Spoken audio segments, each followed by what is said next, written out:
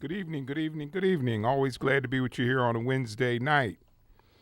Boy, I got to tell you, I've been just hustling so hard doing Medicare enrollments.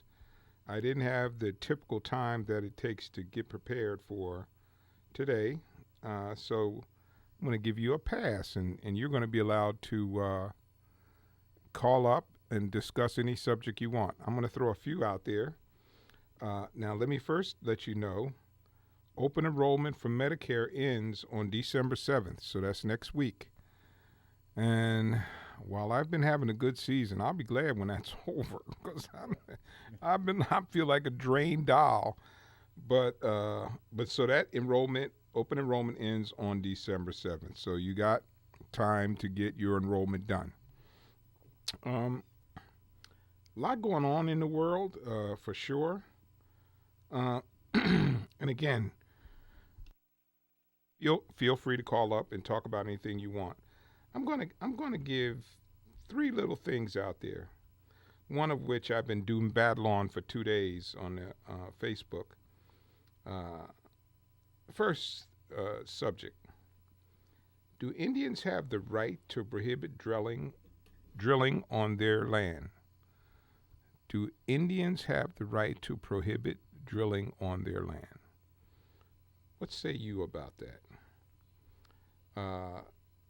Is President Obama the worst president ever?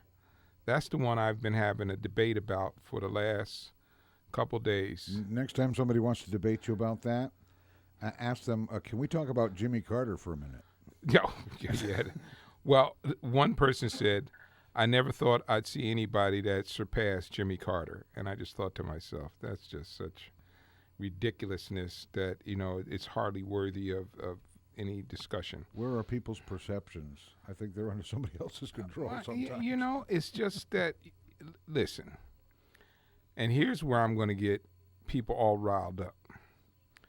If you look at any objective measure of where we were when he came in 2008 and where we are today, I defy anybody to tell me we're worse off.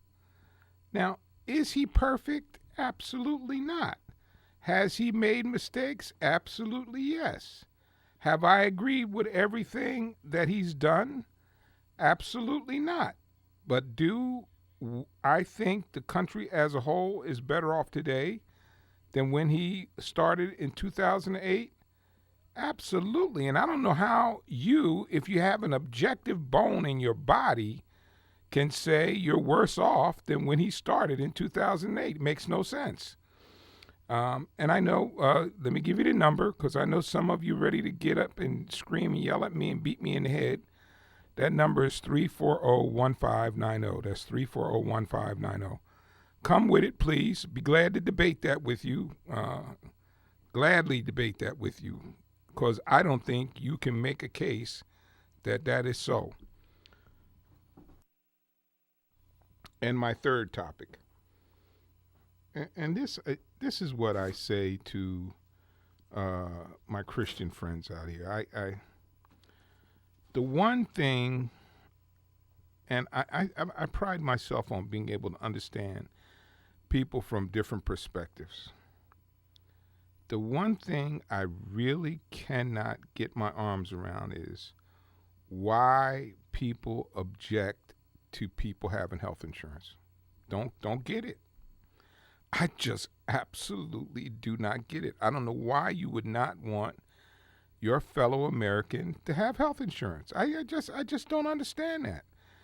And if you are a pro-life person and you are objecting to a health insurance program, that is an absolute oxymoron. How can you object to people having health insurance and you consider yourself pro-life? And there has been a Harvard study that says when people did not have health insurance, about 45,000 people a year died from lack of health insurance. So if you're pro-life and you object to people having health insurance, I don't get that. You got to help me with that because Because he doesn't want me to comment on it. That's why you get the opportunity to do so. And listen, I'm telling you honestly, I really want you to help me understand why you object to people having health insurance and at the same time you are pro-life. I don't get it. It just doesn't compute with me. So if you can help me with that understanding, you can dial 340-1590. That's 340-1590.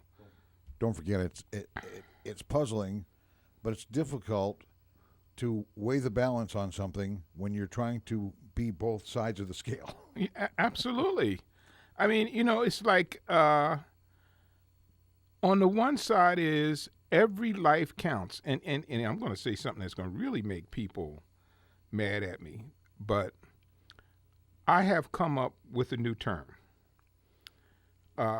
There's a lot of people that are pro-life, but they're not really pro-life. They're pro-birth. You can be pro-birth and not be pro-life. So if you're pro-birth, that means you are about trying to save the unborn. But if you're pro-life, you not only want to save the unborn, you want to save the kids after they get here, because that's the hard part. And if you heard my show last week, and I forgot to acknowledge, I got several emails over the past week from people who heard my show, and they said that they were really enlightened by the information that my guest gave them, especially the fact that many of those people worked. And then she explained how difficult it was for them to get out of their situation.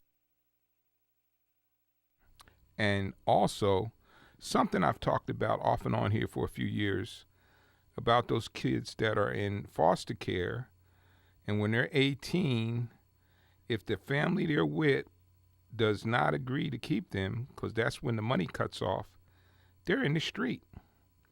And as she said, and I said last week, at 18 years old, I was not able to take care of myself. I wasn't ready. I didn't have the experience. I didn't have the knowledge. And we got Winnie on line one. Yes, Winnie. How you doing, Rudy Howard? Okay. Good. I heard on another program they were talking about doing a recount on Michigan, Wisconsin, and Pennsylvania. That go help Hillary? To turn it over? Is that going to help any or not? Well, I think the gap between the amount of votes she lost by and what you might find in that recount is probably too big to have a difference, to be perfectly honest with you. But I don't think it's a bad exercise because although there's a lot of chest beating and bravadocio because the Republicans won, they did not win the popular vote. She beat Trump by over 2 million votes. So that's interesting. So that's a whole nother discussion about the Electoral College too. So, but yeah, which I'm sure is going to reach some debates at some point soon. Yeah, I understood today that Charlie Rangel has made a submission to in its first stages to say that maybe the Electoral College should be done away with. So that might happen. Well, here's what I'm going to say about that. Having been being a student somewhat of history, I understand why the Electoral College was created. I understand why it was created. And I think at some point that was probably a really good idea. But I'm still thinking it over. I'm not so sure it's a good idea anymore. So I could be easily convinced that doing away with the Electoral College might be the right thing. Wow. Okay, have a good day. Okay, Winnie, thank you. Bye-bye. Sometimes just a few facts could be enough to change somebody's mind about something, Yeah. All right. And Jay, my friend, I haven't heard from you in a while. Yeah, it's been a while. I'm belated happy Thanksgiving to you. Thank you, and to you. I had a chance to talk to you before that. But, your last quarter brought up a good point about the recount that the Green Party is doing. it will reveal that there's a big problem in a lot of these states and these different voting polls, and what happened down in Wisconsin. And I know that when they instead of everybody using paper ballots like, with the scanner, because what they do in the scanner, it goes through the machine, but then at the end of the day, they look at the machine count, but then all the clerks and they have to count each individual ballot to make sure it matches up with that count on that machine. Like we have, like what we have. Yeah, that's what I'm talking about. Yeah, that should be standard all over the country instead of using computers and something that you can't. There's no paper. There's no paper trail where you can count paper when you're just looking at a computer. When anything can happen. We saw what happened with the Russians, what they were doing, and you can do it. Anybody who tech savvy can probably figure out how to mess with the voting machines and do it. And I think that's going to reveal a lot when all these counts. Because I understand in Wisconsin they found that in Milwaukee there was over about 5,000 votes that weren't really counted right. 5,000. I did hear that. I did. 5,000. Yeah, that's a lot of votes. Yeah. Okay. And you know who lives in Milwaukee? Oh yeah. Okay. You know who lives with people of color? All right. The sheriff. Yes. So they come up with a lot of voter suppression. There's a lot of stuff that was going on, and I said a year ago, I said the Democrats, everybody who wants, they need to get on this voter suppression now. That was back in January. The beginning of this year, when I started saying they need to do it now. Don't wait until October to try to figure it out, because then it'll be too late. But then, so that just got on my last nerve watching that. And the other thing that got on my nerve is calling these people alt-right. They're domestic terrorists, Rudy. They're domestic terrorists. That's what they are. They used to hang people. I had a relative that almost lost his life to the Klan down in Georgia. They're domestic terrorists. They're not alt-right. They like to dress it up on CNN and MSNBC and all them places. Make them sound nice, nice and cozy, so you can cuddle up to them. No, they're nothing but domestic terrorists. That's what they are. Well, they want to talk about Islamic terrorism. We got domestic terrorists right here on our shores. We don't have to worry about what's going on in Afghanistan or Syria. Okay. Well, Steve Bannon was the one that created that term, and it's kind of stuck. And it's a much nicer way of saying white supremacists by saying alt-right. Mm-hmm. That's the smoke screen. But I sounds like a computer command. Yeah, and I, like you probably didn't hear the show, but I had my uncle on one night, mm-hmm. and he talked about a horrible experience. I know Cliff still remembers that he had up in Pensacola when he was in the Navy. And the only thing that saved his life that night was he had on a Navy uniform, and somebody in the crowd, as they was beating the crap out of him, said, "Don't kill him. He's got the Navy uniform on." Mm-hmm. But and he might be listening tonight. If he is, he'll call up and verify what I'm saying. The first time he told me that, I got goosebumps all up and down my arms when he told me what he did. And the cops, now listen to this though. Mm-hmm. The cops stopped the bus that he was on, pulled him off the bus, and then drove him into the woods where the Klan was waiting. Mm-hmm. The cops did it. They pulled him off the bus. But that's a whole nother. That sounds like the 3 civil rights workers down there in Mississippi. Oh yeah. Now that's what happened with them. They were driving through and they got picked up by the cops, and the cops had them in a little jailhouse in one of the towns down there in Mississippi. And then they let them out at midnight because they know they had to drive down a long dark road to get back where they were, and they set them up. Yep. And that's where they got them, and they killed them all, and really probably tortured the hell out of them, and then weighted them down and threw them in that river there in Mississippi. Yep. And that was the first place. The thing that was so disgusting about it, years went by, and when Reagan became president, the first place he went was to that city, that town. I'm trying to think the name of the place there in Philadelphia, Mississippi. Philadelphia, Mississippi. That was his first stop. He wanted to make a point that this is state rights. I'm going to make sure that we we're going to bring back the South. They trying to go back to the Civil War. We're going to bring it back. We're going to have state rights. And I'm right here. I'm letting you know I'm in your corner. He just wanted to make a point in that particular town. And I never forgot that. And people never really talk about that. They would say he was so great. Reagan, he was nasty. He was smart, but he was nasty. And he knew exactly what he was doing. And those people are still living with that state rights, and that's all they talk about now. And that needs to be changed also with the rules and everything about voting and making sure that voting should be nationalized. It should be taken care of. It should be federal rules and regulations that control how people vote, because that's the most important thing that a citizen has right now in this country is the right to vote. Well, you know what? I'm going to say I agree with you reluctantly, because I do think states should have a right to control their voting process. But if there is a clear evidence that there is improprieties in the voting process, yes, I do think the federal government has to intervene. What I think is really important, and I didn't check to see what the outcome was, but I think it was in the state of Washington.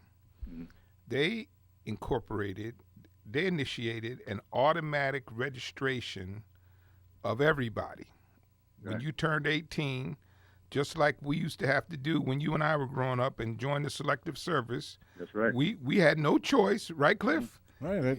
I went to the post office. Yeah, you had to go down and sign up and give them your name.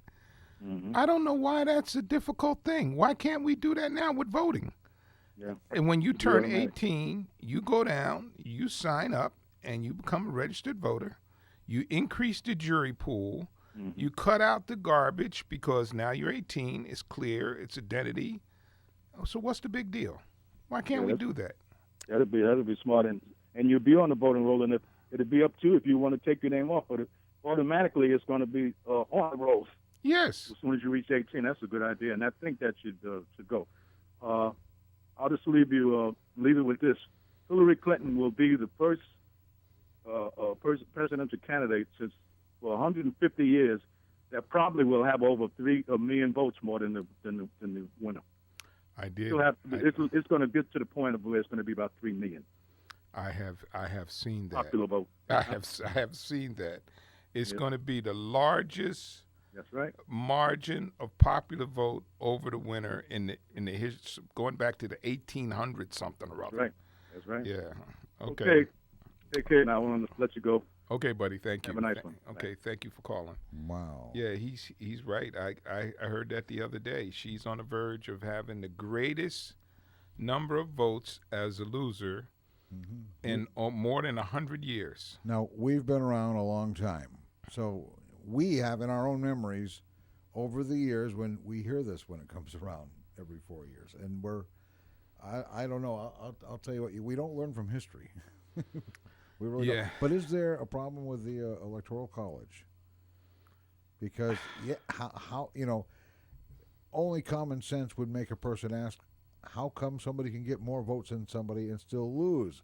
It's the Electoral College system. It is, because what the Electoral College endeavored to do, and I think there was a time when it made sense, was to try to balance out so that the smaller states didn't get overblown by the big states. Yeah, little tiny Rhode Islands versus California, Texas, Alaska.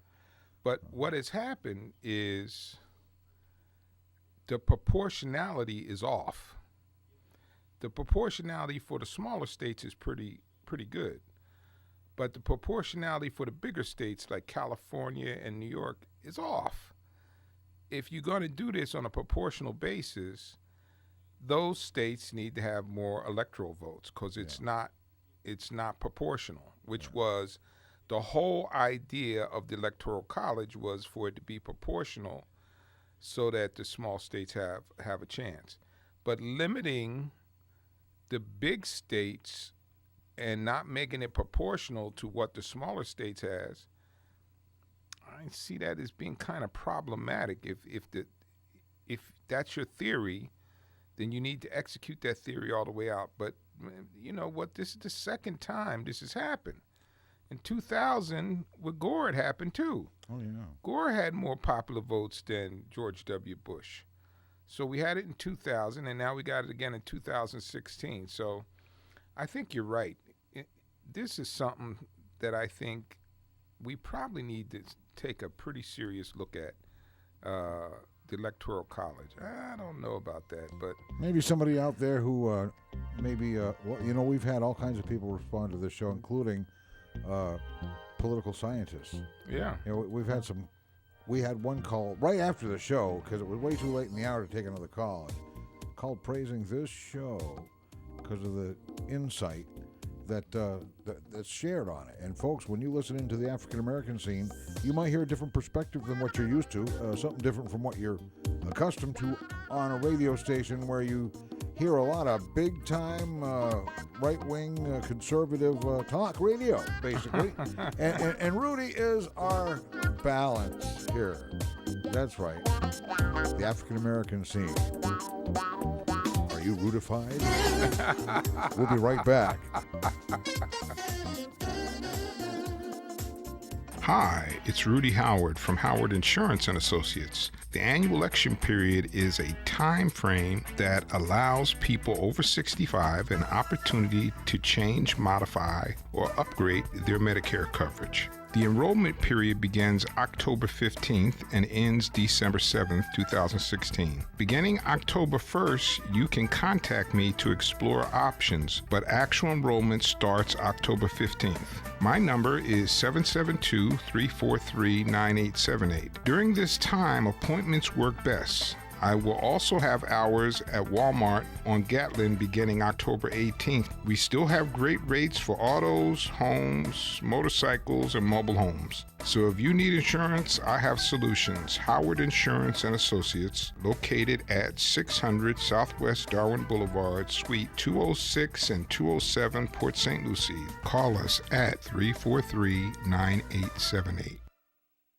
Do you love stimulating talk radio and live sports events? Have radio or television marketing experience? Then WPSL, WSTU, and La Gigante are for you. Under the same leadership for more than 2 decades, Port St. Lucie Broadcasters is a place to serve both the English and Spanish-speaking communities. Come grow with us. 3 years experience is preferred. Bilingual's a plus. Port St. Lucie Broadcasters, an equal opportunity employer. This is WPSL Port St. Lucie, the talk of the Treasure Coast.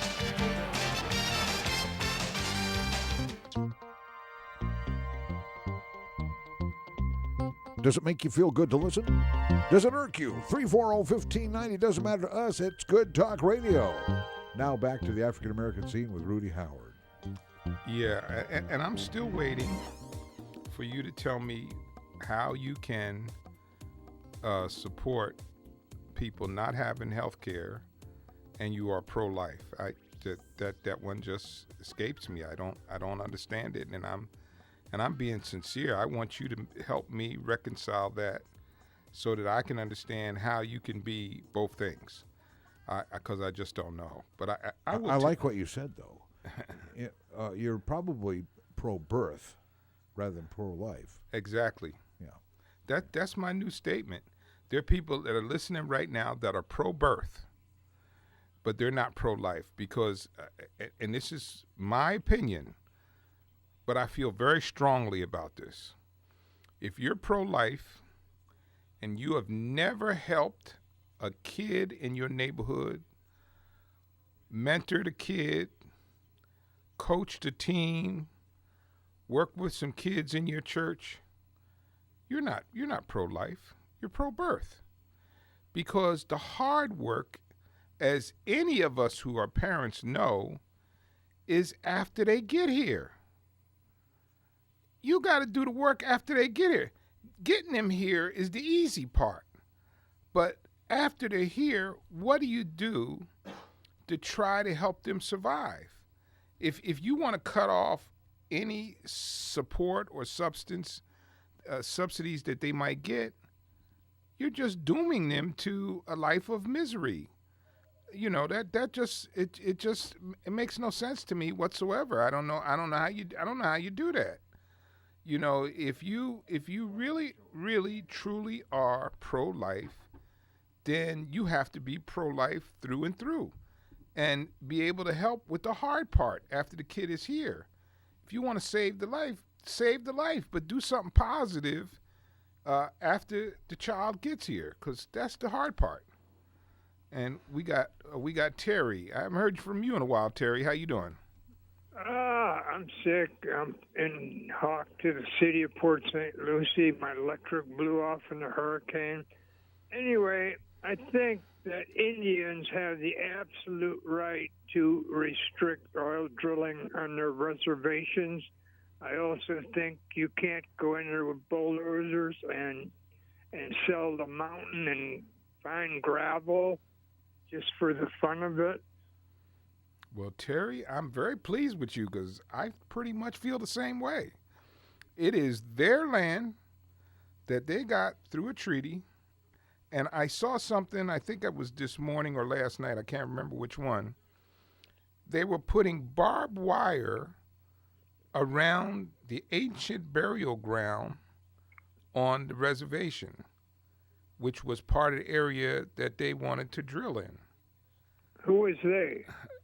The construction people that are trying to put the pipeline through. Oh, well, that's a different story. Drilling for oil and pipelines going through is apples and oranges. I can't comment on the pipeline, but I don't think, and I could be wrong, there was a time back in 47 that the pipeline is going over their reservation. Now, I could be wrong. What do you think? Well, I'm not sure about 1947. I can only comment on what's going on today, which is they want to preserve the sanctity of their land. And I think they have the right to do that. We broke so many promises to them. We killed so many Indians. How dare us not respect their right to sovereignty on their land? You know, as an employee of the Corps of Engineers one time, they could put a shield over that pipeline that wouldn't let a drop of oil spill ever and ever. And by the way, we have 60, 70 years of pipelines in front of my old house in Illinois that are going to corrode and flood the creek that floods Lake Michigan. Yeah. Anyway, I want to talk about health care. Okay. If people want health care, either join the Army, I know it's kind of hard to do, get a job and pay for your own health care, and it would make the total bill a lot cheaper for everybody. I don't want people who don't work to get health care. What do you think? Well, I know what you think. But Well, do you think you know what I think? well, I know what you just said. Well, People no. will die. I love if you this don't because I have- know what both of you think. Okay. Well, let me first say this to you. Right. You have made the assumption that drives me crazy, that you think that people that get subsidies for health care are people that are not industrious and don't necessarily work. Well, let me just give you a little cue.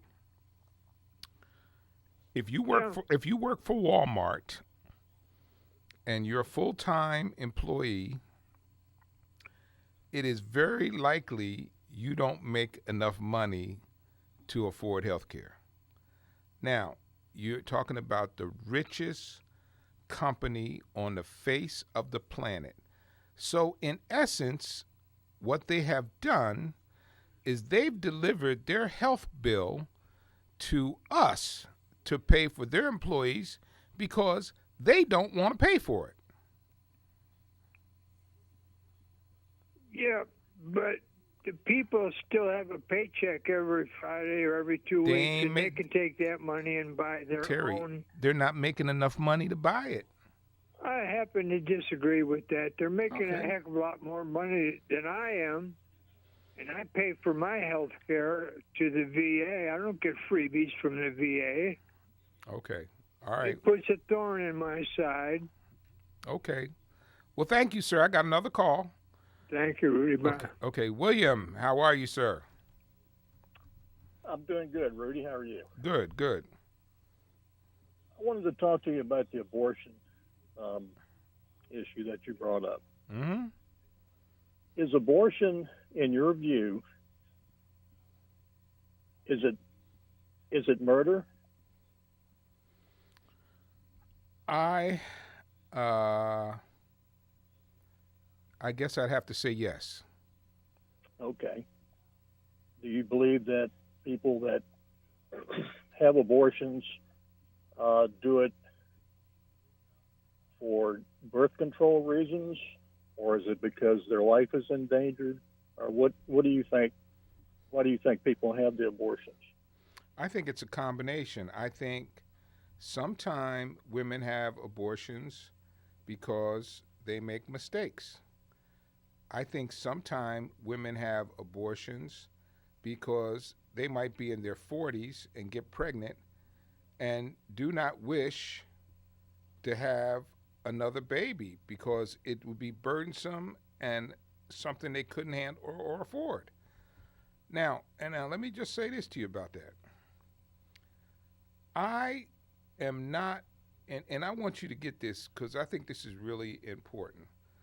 I am pro-choice, but I am not pro-abortion because I believe that choice is a choice that a woman has to make with herself and her God. I don't think that we should sit in judgment of that. And if she's made a bad choice, on Judgment Day, she will have to pay for that bad choice. Well, that's true in a sense. But whose responsibility should it be for her making that bad choice? I think that choice is between her and God. I don't think it's our choice. I don't think we have a right to interfere with that, tell you the truth. Well, I'm saying let's assume that she goes ahead and she has her baby and doesn't have an abortion. Whose responsibility does that become? Well, unfortunately, depending upon her financial circumstances, if she is not financially able to take care of that newborn child, it becomes part of our responsibility to help her with that newborn child until she can get to a position where she can take care of it herself. Back in the day, before the government started supporting people in abortion, I remember way back, if a girl got pregnant, it was a very serious thing, and it was held behind closed doors. And even I know one girl that went off and had her baby in a home, and it was cared for that way because it was a shame to be caught pregnant and not being married. I remember that. And yeah, and it was pretty common back in the day. Yes, it was. And so what's happened, and in other cases, and most of those homes that provided that care for those people were faith-based homes, and they wanted to help the girl spiritually, and take care of the baby and other things.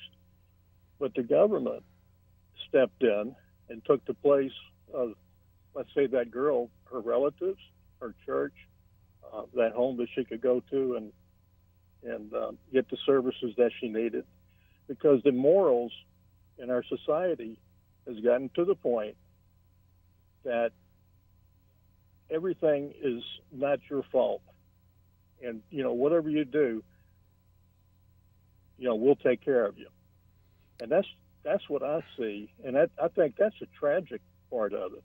It's the moral part of it. Let me ask you this: do you think? You sound like you're probably about my age. Do you think that girls have made mistakes and become pregnant unwittingly? Do you think that happens? It's been happening throughout history. Okay.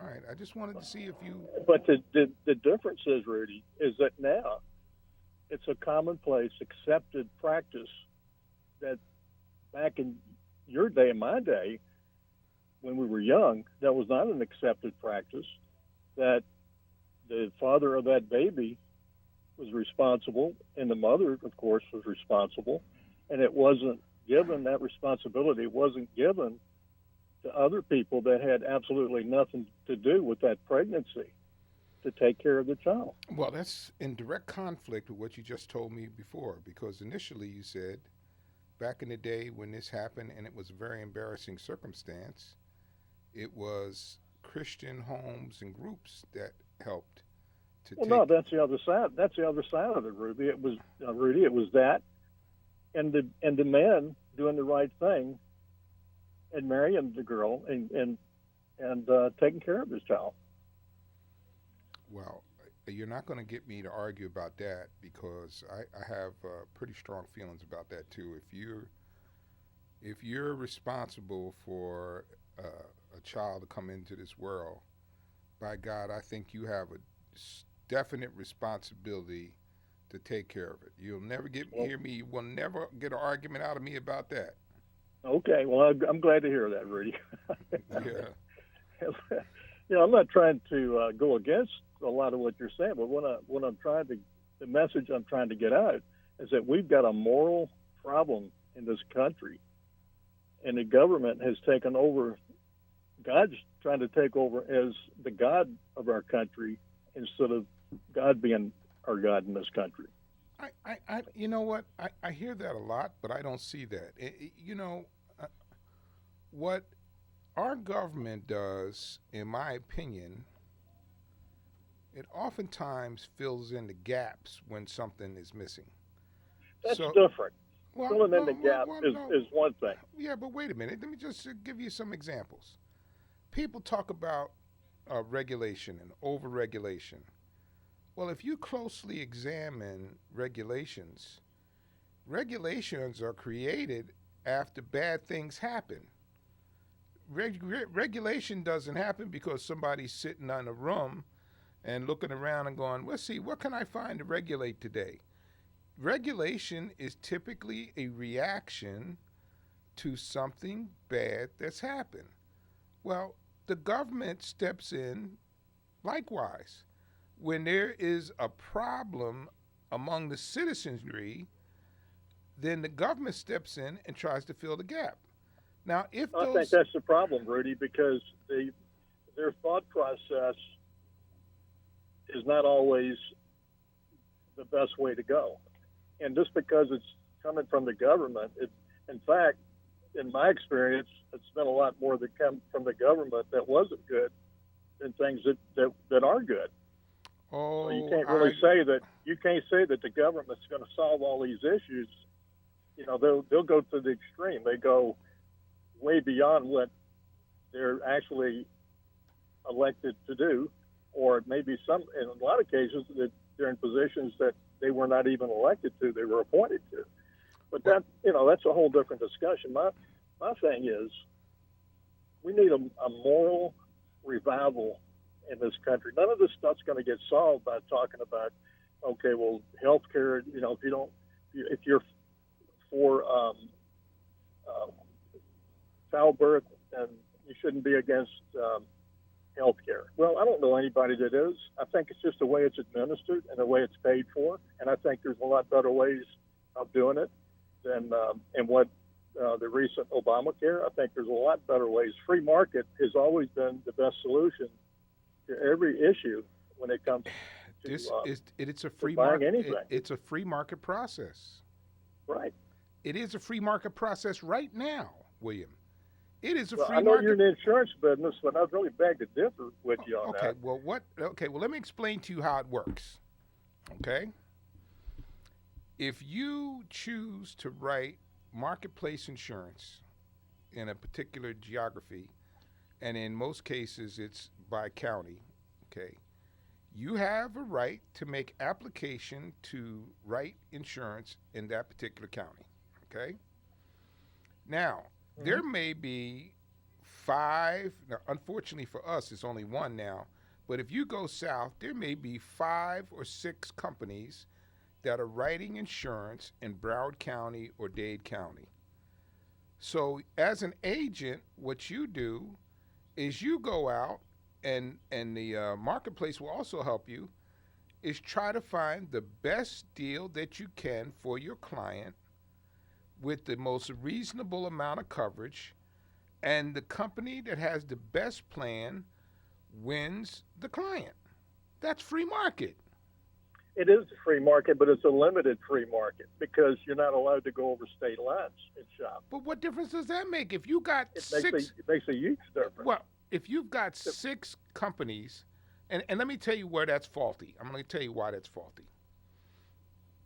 I haven't been in the business for over 40 years. If you allow, one of the things that insurance states do is try to control the integrity of the people that write insurance, okay?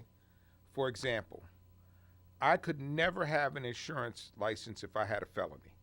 So therefore, you know, I have never been a criminal because I couldn't have a license, okay? Right. Now, you have somebody from another state writing insurance for someone in their state without any clearing process, because typically the way the process works now is I am forbidden from writing insurance in Georgia unless I get clearance by Georgia and apply for a non-resident license. Now, I'm sure you didn't know that, but I have to. No, I do know that. Okay, so I have to apply for a non-resident license. So I can write insurance in Georgia if I have a non-resident license. And I am contracted with the company for which I wish to do business with.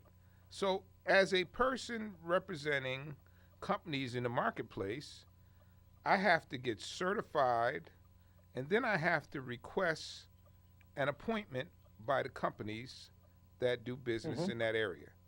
That's free market, but also protecting the consumer from unsavory characters selling insurance.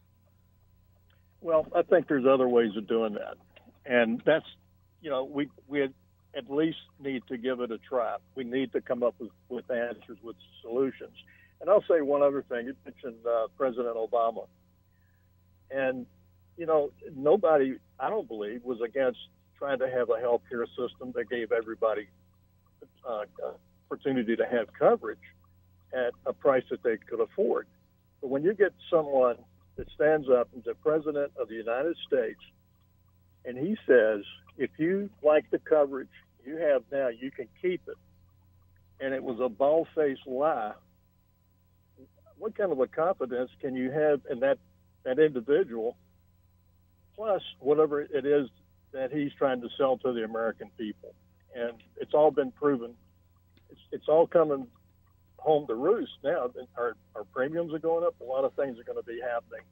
But well, I mean, I didn't call to talk to you about that specifically, but doesn't that bother anybody that the president of our country would get up and just lie like that? I mean, I don't think.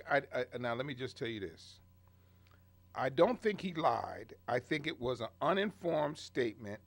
Because wait a second. Because Rudy, come on. Wait. Now hear me out. I'm going to tell you why I say that. Because what he said was true. That you could keep your policy, and you could keep your doctor. What he did not understand is, and he should have been advised by his people of this, that doctors do not have to continue to provide coverage under the new plan if they don't want to. That's their choice. I don't think that he thought about that at all. So what he was saying, listen, Rudy, you're going to tell me, with his educational background and with all the people around him, you think for 1 second he didn't know what was going on with that? Yes, I do. And let me tell you why I can say that. I thought you were a better judge of character than that. Okay, Rudy. well, all right. Well, let me tell you why I can say that.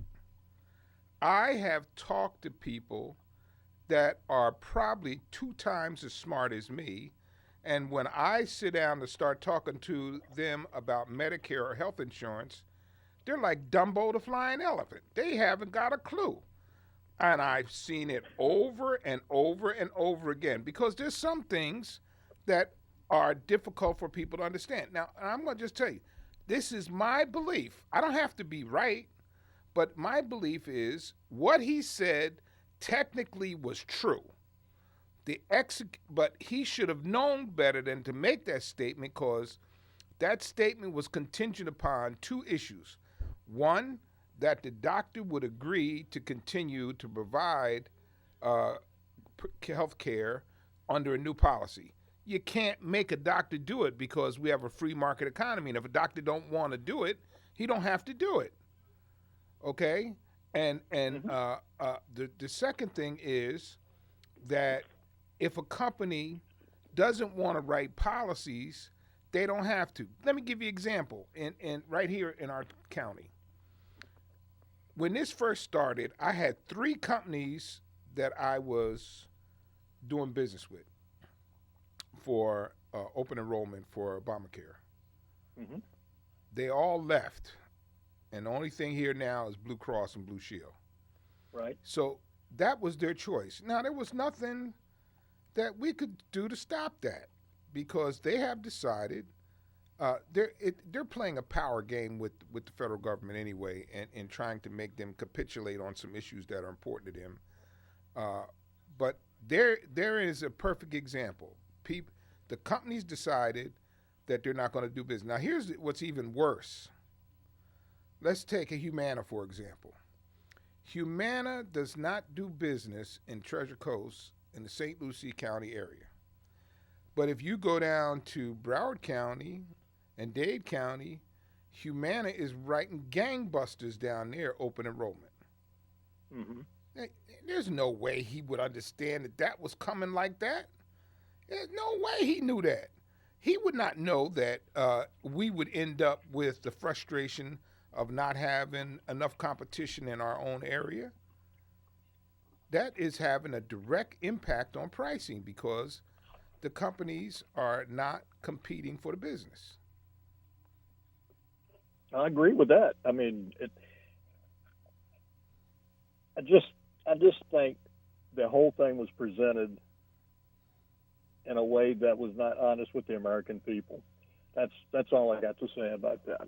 Okay. And I appreciate your taking the time to speak with me, and I hope we've brought some things, your side and my side, that gives somebody something to think about.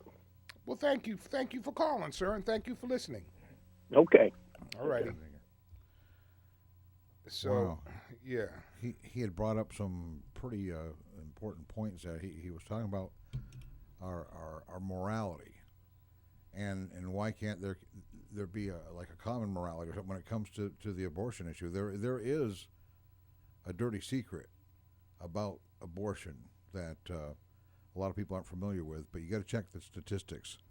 The statistics are kind of shady, because to some people it's a shameful thing, and I'm going to give this an example. I can only tell you what I've seen, and I've seen a lot of it. Now, I'm not talking about this area, okay? So some of you preachers out there are safe in this area, but I have seen preachers whose daughters have gotten pregnant, and they've been secretly whisked away on a vacation. Oh, yeah. And then they come back just as normal as can be.